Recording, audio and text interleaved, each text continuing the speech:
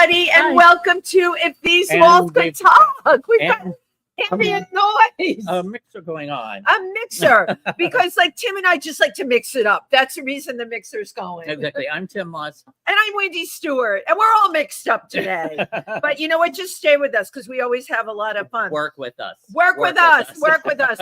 How are you, Tim? I'm wonderful. How are you? Well, look at us. We're sporting these shades of blue today because Yes, you know it's spring, even though the temperature is supposed to plummet tomorrow, Thursday. Of course. Enjoy today. Enjoy the now. And That's we have to enjoy the here and now. I have to tell you, enjoying the now. I was in Philadelphia on Saturday. Oh, yes. You've probably been a lot of times, right? To Philly? A few times. Okay, I have to tell you something. I haven't been to Philadelphia in decades. It's so fabulous. Yeah, it is. There's a lot of fabulousness. And the people are really nice. And it's not like New York when you go to pet their dog, they don't pull the dog away. That to me is the criteria of a great city. And the amount if you could pet their dog. You could, and then the culture, the museums and stuff like that. It was really amazing. I was down there for a memorial of my friend's husband who passed, who actually is starting like a scholarship fund for my LGBTQ organization that I'm on the board of called TriVersity. And we'll have a fund to empower LGBTQ youth in recreation areas. So that's why, so I was down there. It was beautiful. Loved everybody. I met, oh my God, last night. So, you know, people can say what they want to say about social media. I met this person. I think we were just friends on Instagram, and I don't know how. But I get that a lot. I have people, you do. Oh my God, Tym Moss. But we're friends on Facebook. But you feel like you know them when you meet them in person. And this person, Matthew Marcoux, had invited me to his art show a couple of weeks ago. And Tim and I get invited to so many things. We want to split ourselves in quarters. We can't even get to it. But I thought last night, you know what? I can definitely do this, and I've been wanting to see his work. And the show is called Ancient Awakening. It's Matthew Marcoux, and it's I am saying it right. It's at a space called Raoul between 21st and 22nd on 8th Avenue. The coolest thing about it is there were so many people there that have been on this show. Oh, yeah. That's what it's like. Are we all 6 degrees of separation from If These Walls Could Talk? Khalil, who's been on the amazing author, Dan, who came with that whole Lower Eastside Festival. Oh, yes. Was on here. And then a score of other people that it's so weird. We're all in New York, and we seem to run into the same people again and again. Well, so, I've had a very busy week. That's why I need my phone to recap everything. Let me see. Last week I went to the New York City Filmmakers Spring meetup. That's the Wednesday thing. Yes. With oh my goodness, I can't think of their name. The couple, Natalie and Doug. Doug, right? Yes, Doug Schneider. And they put this together once a month, and it just keeps getting bigger and bigger. I'm going to try and go next month. I am going to try and go next month. It's so much fun, but that was really wonderful. Got to see some friends I hadn't seen in a long time, and got to hang out with Sarah. I love Sarah. We've known each other for years. It was one of those things where we were on either the same audition or did a show or a shoot or something. I know, it all blends into one thing. Wow. Years ago, and we've been Facebook friends and just kind of followed and encouraged each other over the years, and we ran into each other in person. It was great. Everybody has a great time there. And then Thursday, I went down to Joe's Pub. Yes. They have a monthly show there, and I don't have it listed here what the name of the show is, but it's remarkable. I think it's like the third Thursday of every month. And they have a full band and a different theme every month. Oh, that's very cool. And this month was honky tonk, women of country music, women of country music. So what were the performers? From Loretta Lynn. They just had a whole roster of these incredible performers that would come out and just nail these songs. It was so great. Oh my God, that is so much fun. Oh my God, what was the Tanya Tucker song? Stand by Your Man. Oh, Stand by Your Man. Who did that? Do you remember who did? I love that. And a trans man came out and started singing it, sang the song, and it started off, sometimes I don't feel like a woman or something like that. And then I don't feel like and a then woman. basically the song took on a whole new meaning of like, I'm a man, stand by me, stand by your man now. I love that. It was brilliant. It was so cool. but I highly recommend, checking that out. Absolutely. Let me see. We've got Loose Lips coming up Thursday. We're taping. I'm a guest on Loose tomorrow. Lips. Yes, tomorrow. I'm excited about that. Sunday, I went to see my dear friend Lauren O'Brien in her one-woman show at the Fringe downtown here, and she was incredible. What is her show called? Because we're having her come on this show. Lauren's coming up on this show. Lolo's dating show, I think, or something to that effect. Brilliant. It was raw. It was real. It was really great. And also my friend Rachel Sage, who I hadn't seen in years, since way before the pandemic, was there. So it was great to see her. Then I went out to Bay Ridge on Monday for Eris sketch comedy shoot. Yeah. And I think that's about it. Just there was other stuff in there, but those are the highlights. And we want to make sure if you're in New York, you buy your tickets for 50 Shades of Gay, May 4th. Forever young, forever youngish. Nobody's getting any older. We're celebrating all of us Tauruses for the month of May. Right, so, exactly. But also that afternoon, I'm going to be downtown at a reading called Salvation. And it's an amazing script, really intense. So if anybody's interested in going to see that, it's way down on the Lower East Side in the afternoon of the 4th. So, and then I have to pack everything up and run up to do 50 Shades of Gay. So all right. Talk about a mind shift. All right. And then after 50 Shades of Gay is Night of 1,000 Stevies. Yes. Which is the tribute night to Stevie Nicks, where it sounds like what they did in Joe's Pub. And starting it off, I think, Dorothy Bishop, own Dorothy Bishop, who of course has been on the show. So you know what, ladies and gentlemen, we love keeping it in the family. And keeping it in the family, a new family member. So we had Mindy Fracken on the show a few weeks back. She just did her I went to her show at Pangea. So much fun. And we love Mindy. She is so kooky and talented and just great to be around. She has great energy. And she said, you have to have this person on. I'm connecting you with this person. So with 23 years touring his internationally acclaimed solo play, Let It Be Art, and actually it's now 24, as Howard Clerman, the elder statesman of American theater, Ronald Rand, who is our guest today, has received standing ovations from all over the world. He teaches workshops and classes as well, and he has performed in film with people like Ralph Fiennes, Angelica Houston, Yoko Ono, Richard Pryor, Christopher Plummer, just to name a few. But let me just tell you, he is loved all over the world. How many people can we say that about? He's got lots of stories to share. Please welcome Ronald Rand. Come on in. Freshly back from Greece. Just a second, we got to move over a little more. Okay. There we go. Perfect. Right. How was the baklava? Oh, delicious. The baklava. And we're cozy. How are you? I'm really good. How are you? Good. I'm wonderful. Welcome back. Thank you. Yeah, so really. Much for welcome me here. back for being here today. Yeah, didn't you just like get off the plane I from just Greece? did, and my arms are tired. Yeah. Yes, exactly. I tell you, no, Greece is unbelievable. I haven't been to Greece. Tell me all about it. Oh my goodness. Well, this is my 3rd trip there. And to be there and working. Oh, yes, that's the joy. Yeah, the joy of being especially to be able to teach with young people and also to do your show. And it's so much fun. And this time for the first 2 years, I was in Athens at the International Festival of Making Theater. But this time I went out to the Peloponnese. So where is that? Yes, that's the separate area that goes further out of Greece. And that's where you find Patras.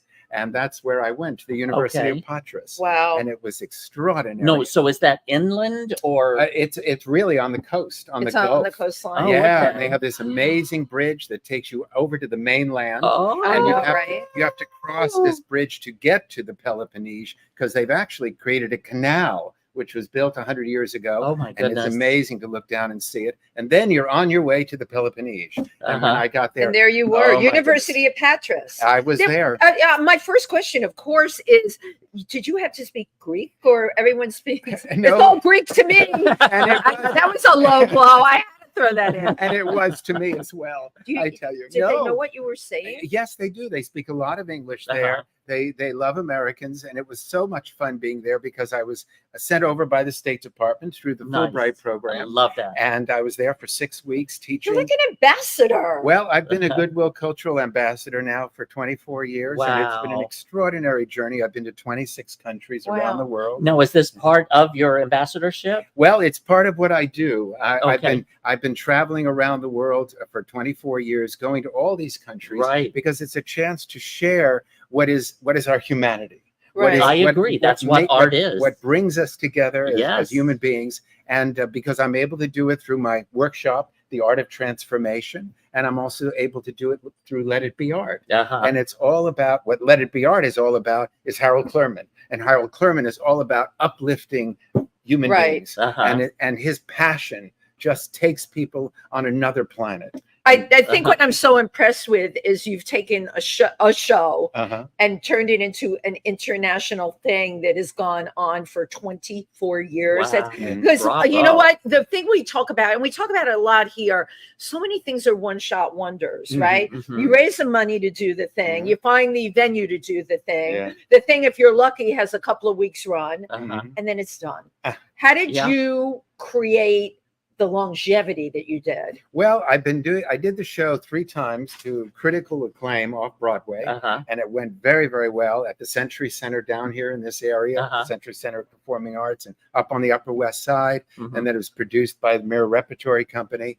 And at one point in time, I looked around and I saw that Harold Clurman was, of course, the elder statesman in the American theater. He also traveled around the world, and he directed in London and in Japan. International in Israel. And so I said, I mean, his ideas are not only eternal, but they're universal. And so I said, how can I share these? So I saw there was an international festival in Georgia, in Tbilisi. But I knew it was going to cost a couple of $1,000s. So I said, well, how am I going to get there? So I put it out to the universe, which I do a lot. And I said, welcome to the Universe Club. You're in the right spot, Ronald. I said, okay, this is going to happen. So at the end of a performance, a woman came up to me and she said, I loved what you're doing. It's magnificent. How can I help? And I said, well, I'm thinking I would like to go to Georgia, to Tbilisi to do my show. To produce the whole thing. So what's it going to cost? I said, well, probably close to $2,000. And she wrote a check out. Oh my God. I love Okay, that's like major that's like when something happens like that is like dialing it in. It really is. Wow. And that's the way it happened. And after that, I said, okay, world, where do you want me to go? And then I started going to all of these international theater festivals. I'm going home and doing this tonight. Yeah. I know it is a great story. What do you feel about the show makes, like, what are some of the things that make it so universal? Well, it was so extraordinary when I was just here in Greece at Patras, performing at the Lithographian Theater. And the beautiful thing about the teachers, the professors at the University of Patras, and all of the community is that they really supported art, and they loved working together. It was a great collaboration. And when I did my show, they, of course, audiences don't really know that much about Harold Clurman, but once they meet him, his passion, I mean, I was fortunate to study with him, and I just got out of high school. His passion is infectious. He's like a dynamo, like a 150-foot, a mile-an-hour hurricane coming straight at you, and you just are like, you're like, okay, gobsmacked. Jump aboard. So in the show, you portray Harold. Well, I actually embody him. Okay. I go through a 2.5-hour transformation. I saw what you look like in it. You don't well, nothing like who you are. Well, he's almost 80 years old, and of course I'm not. And so what I teach is what I do. And in what we call the dressing room, to me, it's actually a creation room. It's where creation takes place. And so I go in there, and of course I allow myself to become an open vessel. And I allow myself to be filled by his spirit. And sometime during the transformation, when I'm putting on my makeup and I lay out all of his clothing, because actually, as human beings, we don't wear costumes, we wear clothing. So all his clothing is there. And at some point in time, he literally comes and enters me. Well, you're channeling his spirit. That's something I know a lot about, but I never heard an actor say that before. And you're also giving permission. Yes. To the spirit to enter. And then he comes, and then he gets dressed, and then he leaves the creation room, and he doesn't go on stage. He goes into his apartment, and he lives, and he's talking to his students. In his apartment. I love that. And then he's living there, and I never know what he's going to say. I hope he says the words. I'm just along for the ride inside. And of course, I have to breathe for him. But you're channeling him. That's amazing. Tim, as actors become characters, and they're this brilliant at it. So many. Yes. This is a whole other thing. Yeah, there's a whole other level. I have not had anyone, and I know this can be done because I've studied traditional African medicine, like voodoo, and I've seen people been taken by the spirit. Yes. So this is incredible. Well, it's like a state of immersion. I mean, I studied not only with Stella Adler for 6 years, but with Harold Clurman, and then with Grotowski, the great Polish director, and he was very much into immersion. And I've, in a sense, because Uta Hagen, one of the great acting teachers, said it takes 20 years to learn how to act and 20 years to learn how not to act. So you get to the point where you're not acting and you're living on the stage. You're living you allow the person to live, and you are there, of course, supplying their body and the voice and everything and the energy, but they have a right to live. And so when he's living, and of course during this performance, all right above me, and Katerina Umare was so wonderful. She put up the Greek subtitles, and so everybody was able to understand. That's great. Right. And in many countries, I've had subtitles, and of course, one time down in Barrancabermeja in Colombia, the wall was too far away, and they couldn't put up the subtitles. They couldn't see it. So what happened was they had to put someone on stage during the performance who actually spoke in Spanish, and I had to translate. I had to tell Harold Clurman in the creation room, there's going to be someone in your apartment. They're going to be speaking Spanish. You're going to have to wait every 2 sentences. Oh my goodness! And it was amazing to see what he did, because during the performance, he actually, of course, was living. So he continued to write his essay. He continued to look for his matches for a cigar. As he would in life. Right. He was living, and so. But now when did Harold Clurman pass away? He left us in 1979 and 1980. He was 79 years old, and so he's still with us. Because of you. Well, I'm very blessed. I mean, truly, and it's been the same every country that I've traveled with, all over the world. People have just felt the same way, and a lot of people have come up to me. Like just in Greece, a woman came up to me and she said, I don't know how to express how I feel, but I mean, I've never felt this way in the theater, and I've never met anybody like Clurman, and I just am trying to handle what just happened. Ronald, he chose you as a vessel to bring himself back. I've been very blessed. But again, what do you think it is about the show, the content of the show, that makes her feel that, or makes people feel that? I understand the intensity of it. Well, it's also, but is it about his life, his experiences? Well, you also during the performance, I also bring, in a sense, to life Lee Strasberg, Stella Adler, Stanislavski, Aaron Copland, many people in the show. But what Harold Clurman expounds about is what we need to hear more about. How to let ourselves be everything we can be. Yes, live life agree. completely. And also he takes us on a whole journey of not only the group theater, but his whole life. And of course, we travel to Russia, we travel to London, we travel to the Lower East Side. But he's also a man of common sense and great humor. Right. And that's the best ingredients. And that's so much fun. Now, because you mentioned like Russia, like the Russian audience, how did they receive his passion? And because they might be a little more restricted as far as how they can show themselves. Yeah, it was very interesting because I did the show twice in Russia, in Vologda, and then down in Chelyabinsk, all the way in the south. Wow. And when it came to the point of Stanislavski, and he's talking about Stalin, I had questioned myself whether or not I should even keep it in the show, but they absolutely loved it, and they couldn't get over it, and they've embraced me, and they loved it, and this is the way it's been in every country I've been. I love that. But you've been doing this for 24 years. Yes, and I'll be doing it the rest of my life. Another 24. So you started with a script originally. Well, the way that I did it is I actually created a full-length play about the group theater that I worked on for about 20 years. And when I did many presentations, staged readings and staged productions at like the Actors Studio and the Stella Adler Studio, I brought Harold Clurman to life as a young man. But then someone came up to me at the end and he said, you know, you really should think about maybe doing a solo show. And I thought, no, I don't know if I really could. And so I wrote to Stella Adler and I said, what about Stella, it? what do you think? And she said to me, no, darling, nobody can play Harold Clurman. And then at the bottom, P.S., but if you have to, go ahead. Yeah, I love that. I love that. That's it gave me permission. But then, of course, I looked at my notes and I read every book that Harold wrote. And he wrote some of the most important books in the theater on directing and the fervent years. And I said, okay, this is all good, but what do I do? And I said, okay, Harold, I'm going to listen to you. And I just listened. And he told me what he wanted to say. An amazing story. Yeah, and that's how it's been, and it's continuing. And now I've been invited back to Greece in October for a big,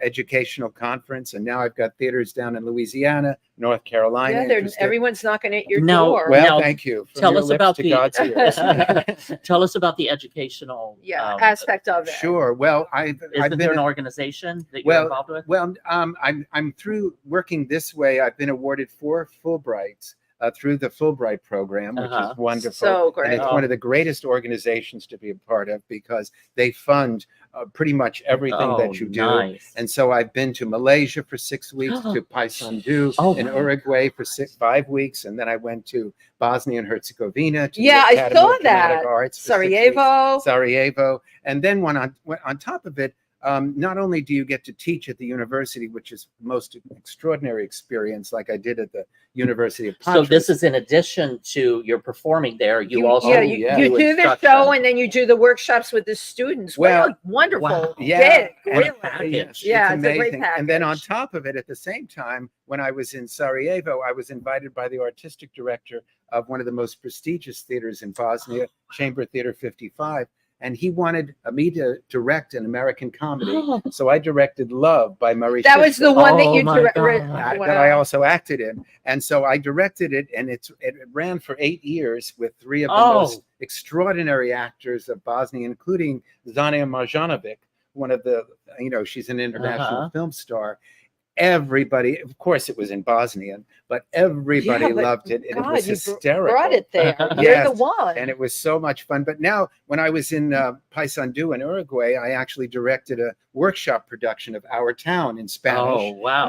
And Our Town is such an American show. Yeah, they loved it. How did it translate there? Because it was about a small town, and Paysandú was like about a village. A small village. I love it. What a great translation. Oh, my God. So that's interesting that it does translate into different countries. Oh, it does. But isn't it amazing how, again, you've really experienced a lot of the world and a lot of different cultures, and there's a commonality. Oh, yes. That the people in Uruguay, and Russia, and Herzegovina, and there's a common humanity. Because you just cross cultures. Oh, and that's what people forget. And at the Explorers Club, I give tours there, and I'm a member. And one of the things I tell people when I show them people from traditional backgrounds, indigenous people, look at their faces. We're all the same at the end of the day. Maybe we dress different, maybe our rituals are different, or our customs. We are all human beings, and that's why you're an ambassador, because that's what you share. Thank you.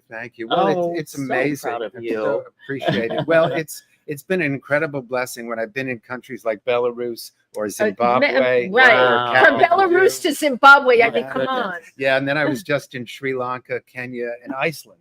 And so that was pretty extraordinary too. But the contrast between the places. It's been amazing. Yeah. Do you find that when you go into a new country like that, or a completely different country, that you have to adjust, or? Well, no, actually, everybody is so open to receiving me, and I'm so happy to be there that it becomes like an immediate collaborative love fest, and we are immediately right into it. Do you think though, because it's the arts, you're there for the arts? Yes, it brings it right in. It draws those people. Like you said, art is humanity. Right. It awakens our humanity. Absolutely. Which is what all humans have in common. And I teach the art of transformation, and that's what I taught to the students at the University of Patras and everywhere. It's a master workshop because my book that I just came out with, called Solo Transformation on Stage, all about how to create your own stage, your performance on stage, but also how to transform yourself in real life.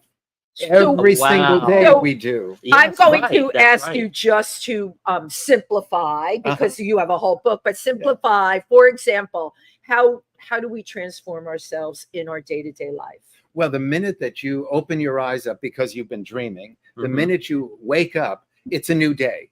So Mhm. immediately it's different than the day before. This Right. is the moment. So the clothes you're going to put on are completely different, probably, than the Right. ones you wore yesterday. Your You hair, would hope. your hair may be different. You know, the lipstick, you may change your nail polish, you change your earring. Everything changes, and you look in the mirror and you're a different you. And But you're not the same you. Uh-huh. And because the day is going to be different. Yes. So now you have to prepare yourself and transform yourself for what's going to happen today. I love Which that. means I you have love to that. be then in the moment. Right. Absolutely. Live in the now. Absolutely Live in the the now. in the moment. And that's Yeah. what we forget. Our brains fast forward ahead Well, or actually, go behind. I just came from therapy literally a couple hours ago, In the moment. talking about this. Are you talking about kidding? this same Right. thing. Yeah. Yes, it's exactly what I Just teach in how I've got, class. because I'm still carrying some crud Oh. from childhood, Uh-huh. from like Yeah, parents, well, we and all do, from Tim. people that have kind of set the rules inside of me, and they no longer apply. Yes. So I'm trying to figure out how to just release them and allow me to Right. emerge. You know, Yeah. that's and so it's kind of the same thing as far as like a transformation yes. from within. And of course, when you're on stage, it's a complete transformation Yes, because you yes. have to live in an imaginary Mhm. given circumstances. Right, So right. everything is not real. And of course, it is real because But you it have to is tell the Right, real truth. because you're in that moment. You're in that moment that as that reality. human being, Right. and Yeah. and you I have love to live this. their life. So Yeah. you have to be completely present as who they are and let But them live. oddly enough, sometimes it's easier for me to act on stage than it is to be me. There's a Because lot, there's lot of already- people that have said Because that. there's Tim. already a script written, and I know what's going to happen.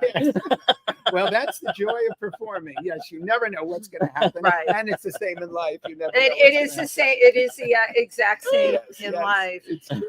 The subject matter is so fascinating to me. The whole transformation Oh Mhm. yeah. and the here and now and what you've been doing Yes. for 24 years. Thank you. Such a complete transformation. Mhm. You know, other than people I know that get possessed by deities, you're the first person I've spoken to that is able to do that in their real life. And I have to believe that Harold Clurman is up there and with you. Now, when you're in your so you're in now your Ronald Rand self I with think so. Wendy and Tim. But do you ever find when you're in your Ronald Rand self walking down the street that Harold reaches out to you or tells you something? No, pretty much. I mean, I talk to Harold Clurman or Stella or different people, Mhm. but I never know, when things will occur to me. But pretty much, I'm in this reality as me. But I'll tell you, honestly, my opera, Ibsen, which is the first opera ever. Your written about libretto, Ibsen, Ibsen's my Ghost, libretto. That came to me in my dreams, and I tell all my students, write down your Yeah, you dreams should. because you Yeah. don't know what's going to happen. Right. And I heard these It's voices. communication. Yeah. And these voices came to me and I wrote them down. And lo and behold, I looked at them and it was Ibsen talking to his wife. And then 3 weeks later, it's Ibsen talking to Hedda. And then 2 weeks later, in a dream, I write down it's Ibsen talking to Noor. And I'm going, what is this? And then I went to India and I had all of these dialogues that came through me in the middle of the night in my dreams. And an artistic director, Jill Navarre, down in Oroville at a theater, said to me, this is not a play. This is not a poem. This is actually an opera, and you're going to have to learn how to write a libretto. I said, are you kidding me?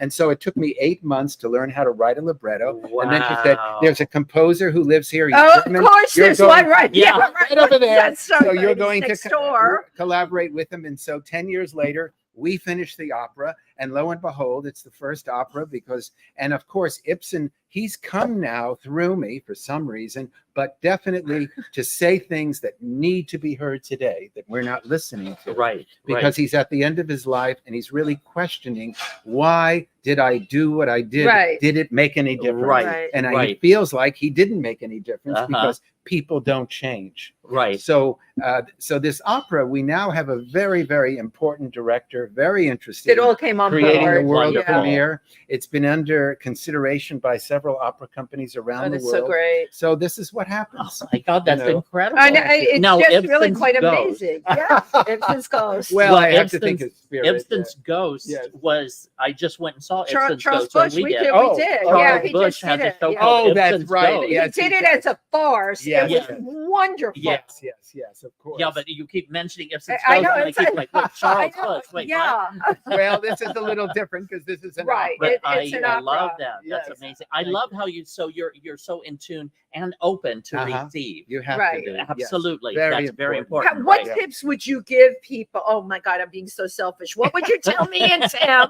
Because I want to be open to. I mean, I'm at this stage. I want to be open to receive things, and I think there's stuff stopping things But from there's- getting through. Yeah. So what exercises or what do you tell people? Well, it's all about consciousness. It's Right. all about awareness, being, where you put your energy, focus. Mhm. If you decide to focus inside, then you begin to connect with yourself. If you begin to focus outside, you let the world come to you and let the world speak to you.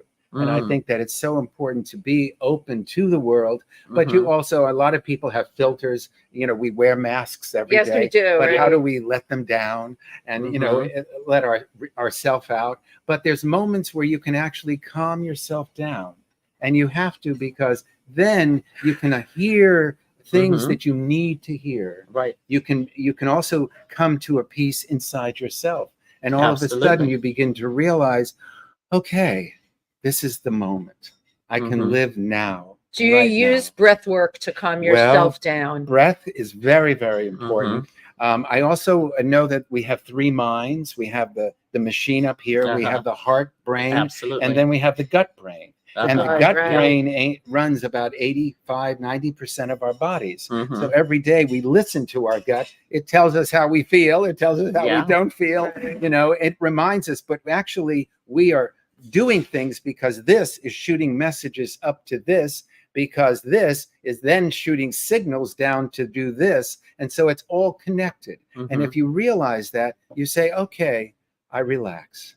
You're in charge. And just And you just allow it. allow it Yeah. to happen. Yeah, that's Uh-huh. the hardest thing, Yeah. as opposed to making it happen. Yeah, but I'm also, allowing to but happen. I'm also a believer like Louise Hay and a lot of Oh, yeah, other of these course, people of who course. say, don't go to the negative thought. It's not so hard.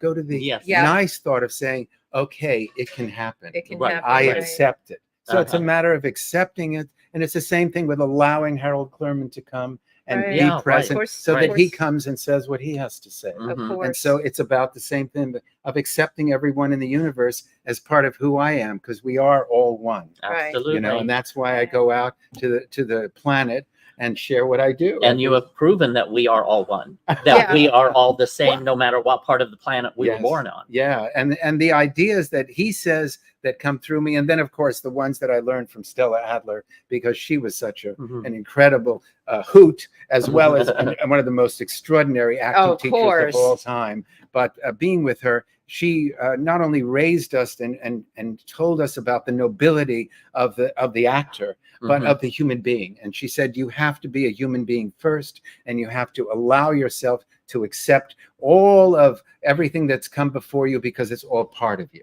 And Mhm. that comes Mhm. through you. And of course, all the people who've come before you are on your shoulders. Mhm. That's and what you they say. accept Yeah, that. right. That genetically we are our ancestry. That's Yeah. right. That is Yeah. who we are genetically. And I talk about that in my book. You do. Solo Mhm. Transformation. I just started Now, reading Tell about us, that. yeah, Wow. now tell us about Yeah. your book, Solar Well, Transformation. Solo Transformation on Stage is really about not only creating your own solo show and what it takes to do that, but Mhm. also how to open yourself to be, like you said, a channel, but really being open enough to understand the world. Because when I was about, maybe 19 or 20, I was studying at NYU, Mhm. and I said to myself, am we I have, really? we have water for you. if Oh, want thank some you. water, Am I yeah. really going Thank to understand? Oh, thank you.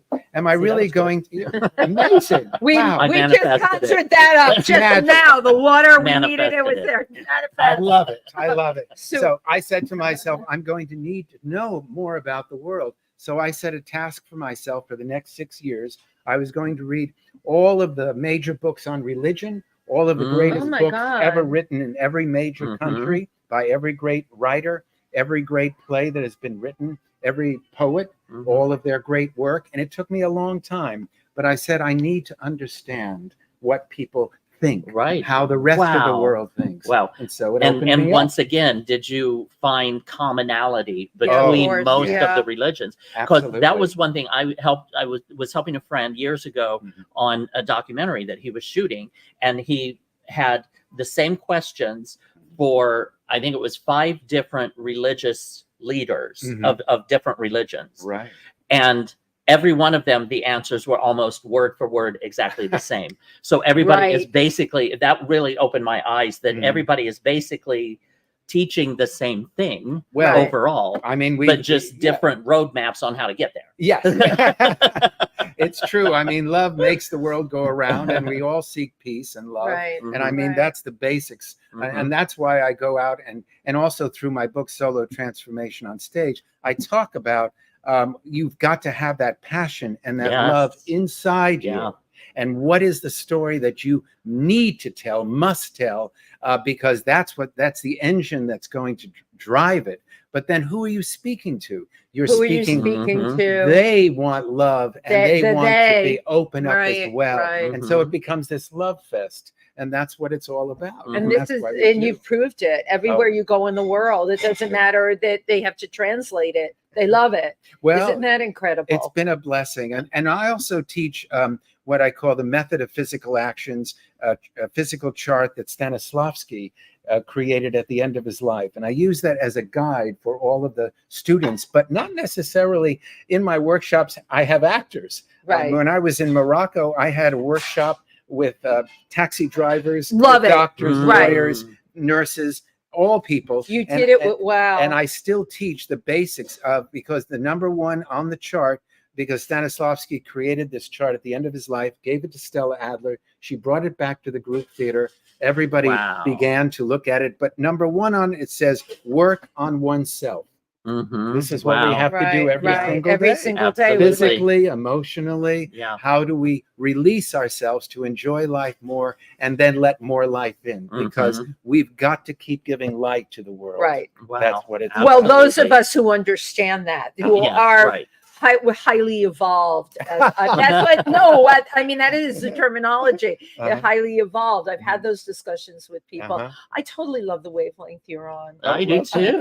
This is what we're totally about on this show. Now I believe we have a video. We have a of the wonderful Ronald Rand. So let's take a look. As Harold Clurman. And now knowing the backstory, this has so much meaning. Absolutely. You know? Well, I am Stella and I on our way home.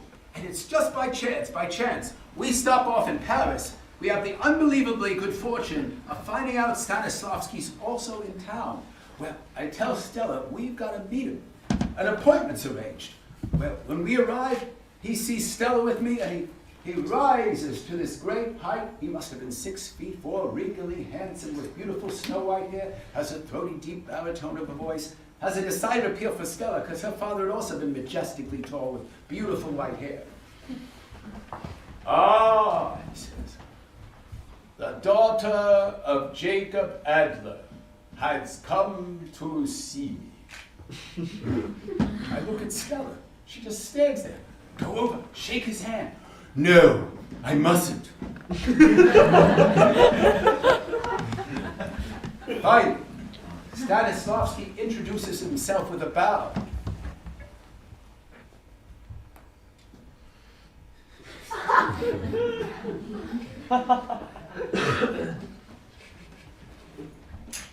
Young lady, everyone has spoken, but you.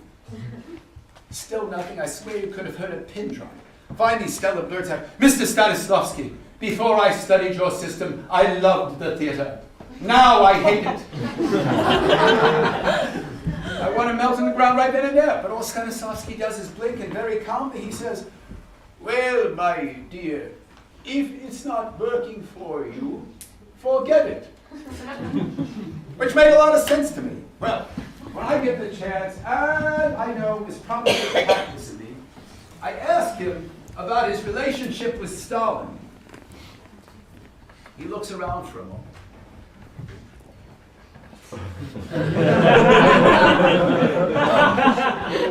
Very quietly he says, he's not stupid. He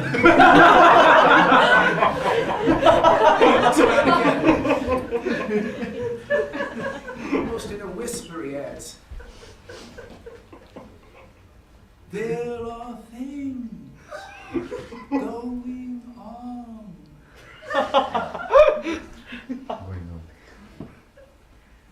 Then he doesn't say anything else. The last thing I hear him say impresses me the most. After all my years of studying and working in the theater, I've come to the conclusion that I know nothing about it. Which meant to me that no matter how many attempts to seize the essence of an art, it always remains mysterious. One thing's for certain, we get back, the summer's going to be a doozy. Well, as soon as we arrive back, all the actors assemble in front of Miss Stella. She very bluntly announces, everything everyone's been doing is wrong. Naturally, the ground shakes, the bungalows bounce, everyone's conveniently in uproar. Stanislavski no longer determines that we study the play by studying our past. He now determines we must study the given circumstances of the play and justify everything we do. Well, Strasbourg, upon hearing this, I don't care what he says, he's gone back on himself. Stella, I what he's told me. Strasbourg screams, I never said I teach a Stanislavski system. I teach what I teach. So Stella taught what she taught. And frankly, that's all anyone can do. You can have a million techniques up the wazoo.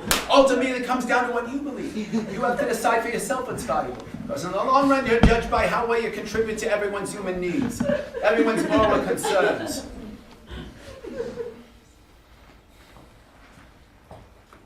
And if you wonder what the theater is like today, I'll tell you. It's mediocre. It has been for a while. Why? It's because people in the theater are afraid to move this way or that way. They're afraid to progress. They're afraid to be wrong. They're afraid to take a chance. They're afraid to have courage. Wow. Yes, bravo. Bravo. So, how has this Wow. piece evolved from when you started it? And it's scripted, or now Oh yeah. the whole Uh-huh. from the whole thing from the get-go? Well, originally when I did the play 24 years ago when it opened off Broadway, it was an hour and a half, and it was a different animal because at It was that a different point animal. I hadn't actually discovered how to allow Harold Clurman to totally enter me. Mm-hmm. And it was a process over the years that at some point in time, all of a sudden, I realized he had to come, and he came. Mm-hmm. And ever since then, and this was after about 2 or 3 years, ever since then, every time I come into the creation room, he does come, and I'm very grateful. And he does go into his apartment, and he does Mm-hmm. live. And this is what happens. And then when he leaves and goes off to the theater, and I tell all my students, you have to know where you're coming from. You have to know and allow the human being to live there and do what they have to do. Yeah. And then they're going somewhere because it's a whole one continuum. And so once he leaves his apartment, I return for what we call the curtain call. Uh-huh. And of course, Nice. what I always do is I always have a question and answer period. Yes. Uh-huh. But I Yeah. always come out and I always do a short speech of about 3 or 4 sentences in the language of the country, Oh, phonetically. wow. So I just spoke Wow. Greek. And Oh then my God. if was in Zimbabwe, I spoke, or South Africa, I Just, spoke you have it Zulu. written out. I have it all written out phonetically. You spoke Wow. Zulu I from spoke- Greek to Zulu. Yeah, I spoke My I God. spoke Tamil in Sri Lanka. I spoke Oh, Icelandic wow. in Iceland. I love that. speak all That the really languages. connects with the people. Oh, too. God, Yeah. yes. Yes, and it's very, very important that we do that. I We have to extend that, and so Harold Clurman, once he leaves, I return, and so I'm there, and then I go out and shake hands with every single person in the Wow. audience. Uh-huh. It's Nice. very important. to Yeah. do. Yes. Yeah. Yes. It Yeah. is really amazing. Now, people that knew Harold Clurman, Uh-huh. when they see you do this, what is their reaction? Well, I've been amazed. I mean, of course, several aren't with us anymore, like Right, Elaine yeah. Stritt. Elaine Yeah. Stritt, she just was blown away by it and said, "My Oh, God, you're wow. Harold." Way. And That's Roy Scheider amazing. felt the same way. And Uh-huh. Look Rue at these- McClanahan came and Wow. said, who studied, a lot of these people studied with Harold Clurman because he not only was one of the greatest, certainly the greatest drama critic, I feel, we've ever had in America, one of the greatest directors of the 20th century. And he was called the conscience of the American theater for 50 years because he encompassed so many aspects of the theater. And he was also one of our most important acting teachers because as a director, he would teach midnight classes from midnight till 4 a.m. Wow. So who was in his classes? Kim Stanley, Eli Wallach, Ann Jackson, Hal Holbrook, Roy Scheider, so many of the most important actors. So they were all influenced by Marlon Brando. Of course, he cast Marlon in his first adult part in Truckline Cafe. But as he says in the show, the play was a flop. But of course, he turned out to be, this incredible actor. And he said to him, of course, when I become nobody, you're going to have to support me. It's so funny, naturally. But and he did this incredible. One of the things that happens during the show, of course, directing Brando, is that Brando, as he says, couldn't be heard beyond the fifth row. Right. And he talked so quietly. So at one point he did this exercise. He said, "Go climb that rope." And Brando was like, "Climb it and shout your lines." And so he says, "Go up, shout, keep shouting, climb higher, higher." And then the actors come out, and then Brando comes down and he looks at him like he's ready to kill me. And then he says, "Okay, now say the lines normally."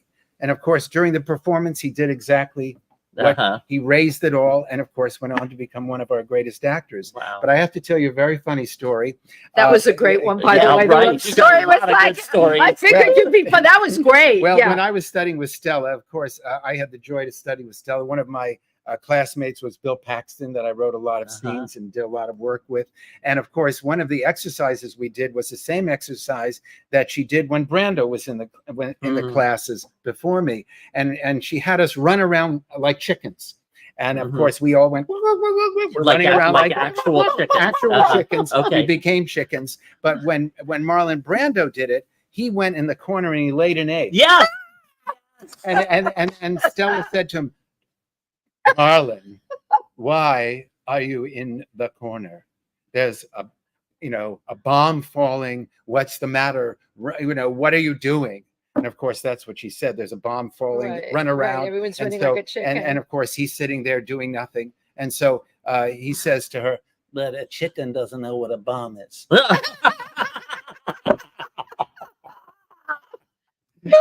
Laying an egg. That's so true. That's what a chicken does. So that's the logic of being an actor. Yes, is that you have to follow the logic of that human being. Do you feel like what is available academically, theatrically now in terms of the teachers that we have? Do you feel it falls short of the greats?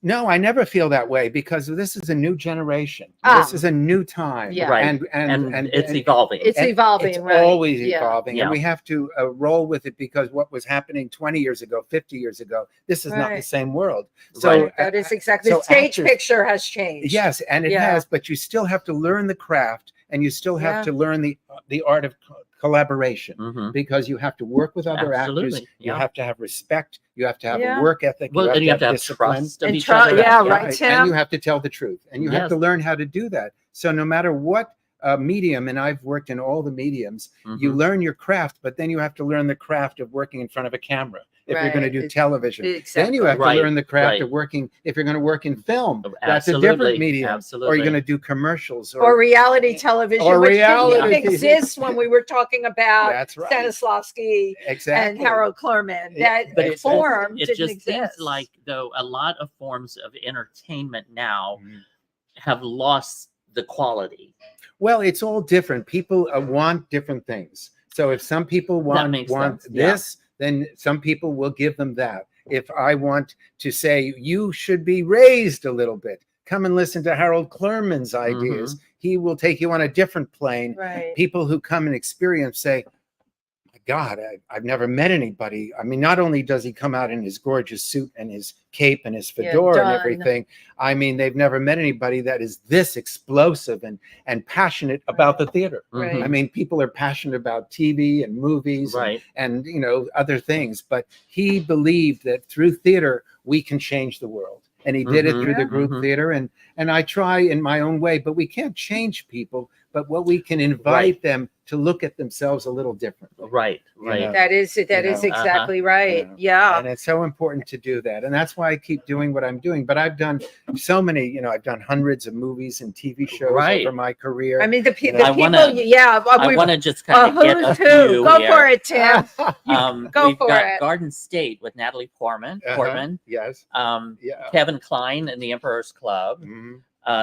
Vanilla Sky with Tom Cruise. Right. Yeah. I worked with Tom as well. That was a lot of fun. The Royal Tenenbaums. Now this is a list.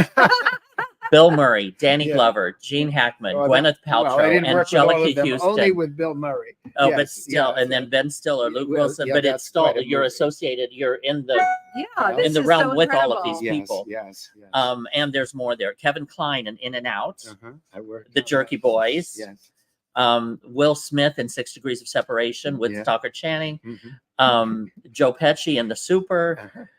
Michael J. Fox and James Wood in The Hard Way. Well, yeah, I did actually a scene with Philip Seymour Hoffman. Oh my God! That was way before he became Philip Seymour Hoffman. But you could tell. He was on the gurney, and I was a paramedic, and we spent about an hour talking together because he was still trying to work himself up to decide whether or not he was really going to choose this as his career. Go into acting. And he was getting some roles, and we had a really great time talking. Interesting. So it was before everything happened. Wow. And it was that way, the same way that I was with Ray Fiennes and Schofield, with Robert Redford directing me in Quiz Show. I was on the set with Rafe, and we were setting up, and it was so great working with Bob Redford because he was such an incredible, calm, joyous human being.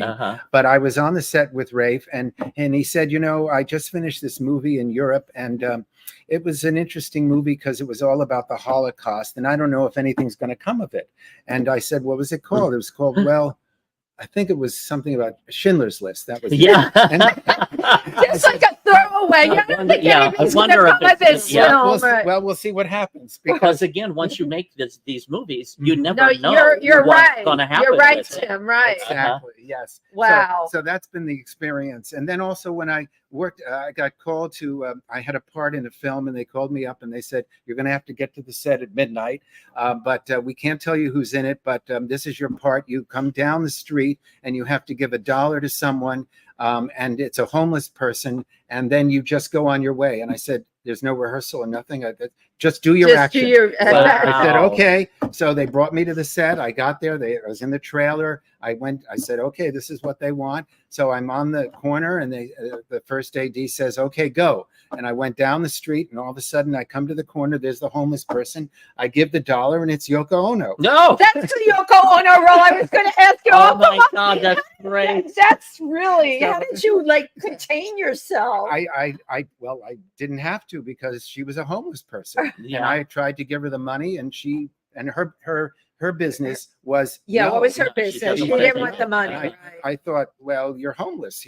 And she went, and I said, okay, well, I can't give her the money, and I just went on my way, and I went, oh, that was Yoko Ono. What just happened? That was Yoko Ono. So it was very surreal. This is the way life has been. And this business. Yeah, it's so interesting. So you never know. What incredible stories. What did you do with Eric Roberts? Well, I played Richard Nixon. He's been on here. I actually was in the chair, you might say, for 4.5 hours, being made up to become an 85 or 83-year-old Richard Nixon.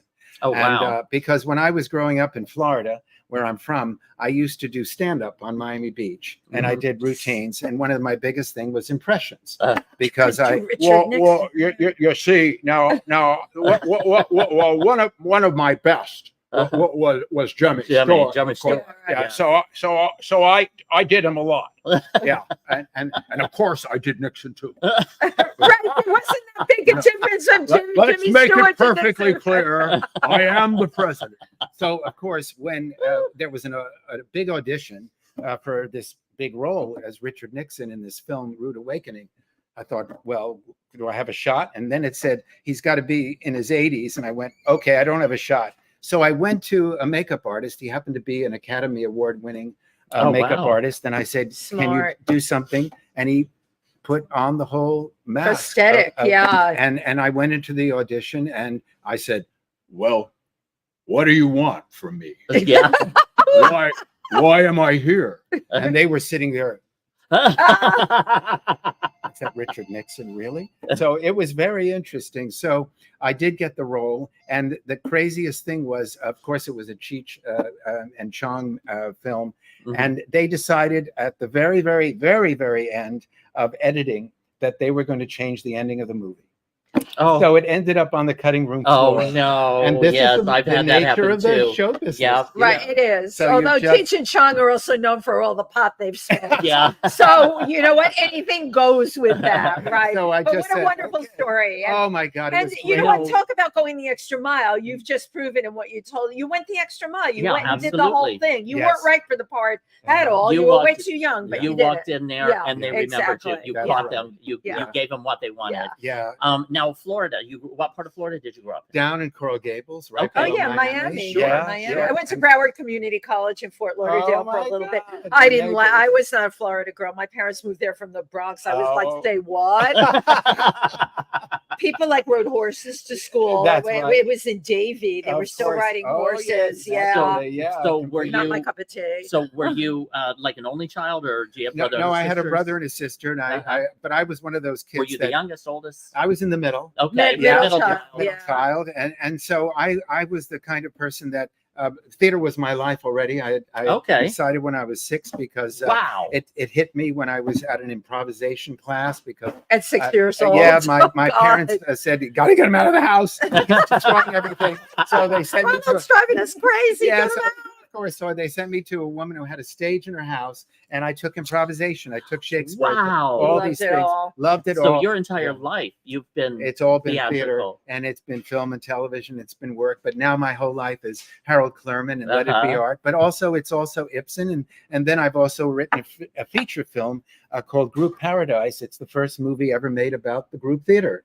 Oh, and wonderful. Okay, very I have cool. a director, a Hollywood director, reading it right now. And Fingers crossed for you. Yeah. Hollywood director Yeah. reading it right now. We're going to knock on wood. thank too. you, I appreciate Yeah. it. So we have all of these pots boiling. Yes, And that's the exactly. That's what it's important about, thing. or as I call Yeah. it, spaghetti being thrown against the wall. Yeah. That's a boiling, the spaghetti Something will flinging. stick. Something's got to stick. Exactly, But now yeah. you can find out more about Ronald's show at letitbeart.com. It's at the bottom of the screen here.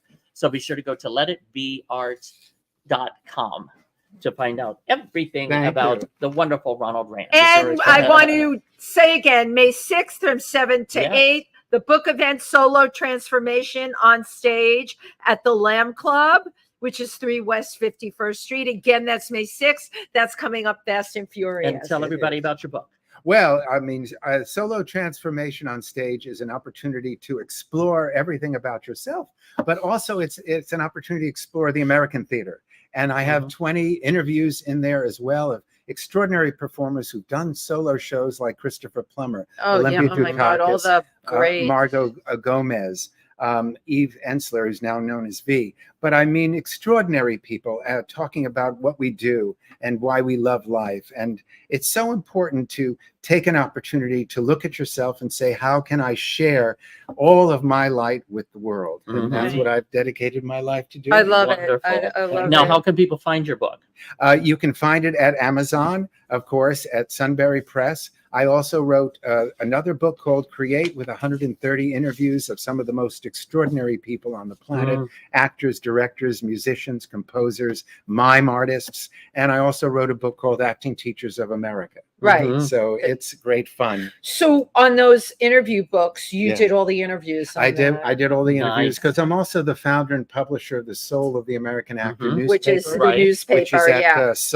soulamericanactor.com. .com. Okay. And I've been doing that 26 years. And so Wow. I've conducted probably close to 2,000 interviews. Amazing. How often does the newspaper come out? Well, it used to come out in print form. It was a quarterly newspaper. Now it's once a year. Online. And online and in paper. Oh, You're nice. still too. doing good for I you. still do it I in like the paper. smell of the paper. I Yeah, like to I be do able to too. touch Exactly. it and feel it. Very, very important. But online, it's about 75 pages long. And so it's great because you meet a lot of incredible people. And so it's very important to see, and also international artists as well that I Right. have there Nice. too. No, I mean, that's really important. Again, Very once important. again, you're bridging that gap internationally, all over the world. We've got some comments on you too. Oh my God. You can tell I put my all right, Princess Wow. Princess Wow, Hello, that's Mindy. Hi, Ronald, Tim, and Wendy. Nice to Hi. see you. Suze GX Design. Suze is a wonderful designer. Great show. Thanks. Princess Wow is loving this. Suze says it so often. Princess Wow endorses your book. Great book. Great show. And she's reading the book right now. And Suze, of course, sends love. Thank you. Princess Wow was like, oh my God, you have to meet this guy. And I am bombarded with people. So everything gets, you see, I write with a Sharpie. Yes. And that's how I don't lose track of things. If I start typing it into the computer or whatever, I don't know what happens to it. But forget where you put it. But I had a big star next to you. Thank you. Because I wrote, and it had come from Mindy, and she's like, oh my God, you have to have this guy. And then when we got in touch, you were on the way to Greece. And then I wrote, must get him when he gets back. I'd write little notes on people. Oh my goodness. So we got you. You're here. So glad that you got back safely from Greece. Appreciate it so much. So where are you going next? Well, now that I've been invited to Athens to go back again to Greece in October, but now I'm going to be, looks like I'm in discussion with a theater in North Carolina. Oh, great. Also in Louisiana. So, and now I've been invited to 10 other countries. So now I have to figure out how scheduling to all those things. This is what happens, So it's a great blessing. And if we want to come to the book event May 6th, yes, you should email me and let me know at Mr. Ronald Rand at gmail.com. I do have your email, and now everybody watching does. There you go. You got it. It's okay. You can always write me. Yes, exactly. He's accessible. Of course. All right. It's very important. Yeah, so that is May 6th. I don't want to miss that. Yes, and it's important to make reservations because the Lambs Club, it's on the 5th floor. It's on the 5th floor. And so far I have guests that include Stephen Lang and Nicole Ansari and Dr. Katia Sabrami, who I actually told when I was over there, I'm going to have this book event, and would it be marvelous if you decided to come? And she said, you have a book event in New York? Okay, I'm there. I'm calling right now. And so lo and behold, she's coming all the way from Greece to join. How great is that? It's so amazing. She was in charge of the dance at the university, and she was a mover and shaker. She made so much happen. And on top of it, I ended up directing a production in Greek with the students there. It was very successful. Interesting. So that was fun too. And it was just so amazing to have this experience, because that's what it's about. It's really going someplace and being able to share. So I ended up doing so many classes and workshops, one down at the Theater School of Patras, down at the Lithography and Theater, many on the campus, but that's why I was there. Ronald, you get so much joy. Your joy is infectious. We can feel it right here. Well, thank you. And I'm sure everybody watching could feel it. We're so grateful that you took some time to share your life and your life experiences with us. We're so grateful for that. Well, I'm grateful to be with you. Thank you. Thank you so much. And we're glad that you coordinated what you wore with Tim and I. Yeah, exactly. We don't have a wardrobe mistress on this show, okay? It was the universe. It is the universe that coordinates our outfits, and we're all in various shades of spring blues today. Exactly. This shirt comes from Malaysia, and this scarf comes from India. I love it. Crisscross India 5 times already. Wow. I love it. To about a dozen universities and theaters. It's such a gorgeous country. I highly recommend it. How do you publicize your shows so that you can sell it internationally? What is your process for marketing? Well, what you do, of course, is you can certainly go online and look up international theater festivals and find out what's happening around the world, because that's the quickest way. It's very time consuming, though. You have to pitch the whole thing. I never think of it as that way. I think of it as part of the joy of what I do. Of sharing. Yes, exactly, because it's the only way to reach out to people. And like getting this particular stint here with the University of Patras, of course, I had to contact the Fulbright program, and I've already had 3 Fulbrights. I know. I saw. It's amazing. I saw that. I never thought I would get another one, but I explained to them how important and necessary it was to be able to reach out to them, and they were really, really incredibly happy that I was able to collaborate because it was just what they were looking for. It's what they do. Yeah. And you have a track record already. Well, yes, it's important about absolutely. that. Yes. Yeah. And it's an opportunity to really talk about what's meaningful in life. And that's what I use the workshops for, to open ourselves up, to also share and also look at ourselves and say, can I become a better human being today? What can I do? What can I learn? How curious I am to learn about the world. And that's what I teach in my workshops. Well, I think that we've all become better people just from today's show. It's interesting to me Thank that you. no one has offered you like a what do you call it, a professor emeritus or no, what do you know when they bring out like a visit or they bestow the title of professor? No, because you have all the stuff and this is what you're doing. Is this? Yeah. Well, I've been a visiting guest professor at Visiting guest, yeah. I've been to 40, almost 40 to 50 universities all over the world. And then I've been an adjunct professor at 3 universities across America, at Pace University, at Northern Illinois University, and down at the what you're bringing to students is so amazing. Yeah, well, you're so kind. Well, it's important, but they're bringing so much to me too. It's a give and take. It's all about sharing. Yeah, it is. I learned and I was just going to say, I bet you learn a lot. I did at the same time. I did. Yeah, it was so beautiful. Yeah, because that's what it's about. And you know, it's also, you know, when you're on stage also, the beautiful thing is that the gift is the electricity, the magic. I agree. Live performance happening in the moment. And that's why theater is irreplaceable. Absolutely. You know? We're right there. We are right there with you. I love theatrical experience. Yes. And then, of course, the most amazing thing is that, of course, at the end of the curtain call, the lights come up and you see your audience. And you're able to, and then I always sit down payoff and talk with them. That's the payoff for those faces, right? Because you know they're there. And it's so much fun. And then one of the people in the audience at the Lithographium Theater in Athens said to me, because she said, well, Stella Adler, did she really talk like that? And I said, well, I'll tell you a funny story. Stella would tell us in class. She said she went down to Berghoff Goodman and she was looking at the gloves and everything. And she said, what is the price of that one? And what does that one cost? And how much is that? And so the person helping her finally said, Miss Adler, are you British? And she said, no, darling, I'm just affected. Another incredible story. That's great, right? Oh my God! Oh my God!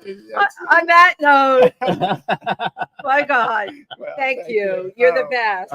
Ronald Rand. Thank you so much. Go to letitbeart.com to find out more. Thank you. Thank you, everybody. Bye bye.